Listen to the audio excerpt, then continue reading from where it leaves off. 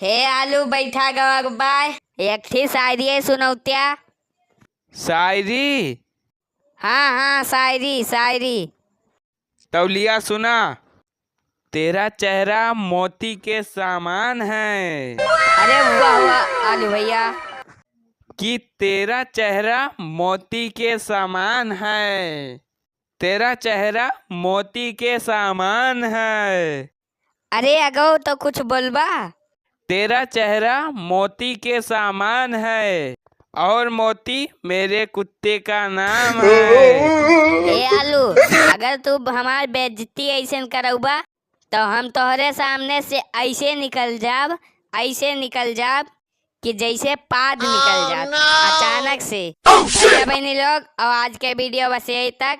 और हाँ भैया बहनी लोग, चैनल को सब्सक्राइब कर दे जाए और वीडियो को लाइक कर दे जाए।